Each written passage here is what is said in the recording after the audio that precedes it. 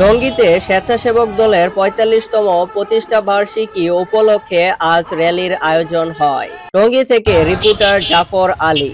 সকাল ১০টায় টঙ্গীর হুসেন মার্কেট এলাকা থেকে র্যালিটির যাত্রা শুরু হয়।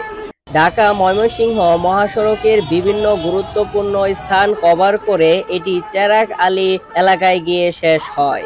সভায় সভাপতিত্ব করেন টঙ্গী পূর্ব থানা স্বেচ্ছাসেবক দলের আহ্বায়ক সুবেল প্রধান।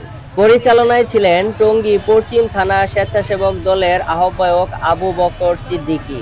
আলোচনায় প্রধান অতিথি হিসাবে বক্তব্য রাখেন কেন্দ্রীয় স্বেচ্ছাসেবক দলের সহসভাপতি মোহাম্মদ আরিফ হোসেন হাওলাদার। তিনি সংগঠনের ঐক্য, দায়িত্ববোধ এবং ভবিষ্যৎ কর্মপন্থা নিয়ে গুরুত্বপূর্ণ দিক নির্দেশনা দেন সকলকে।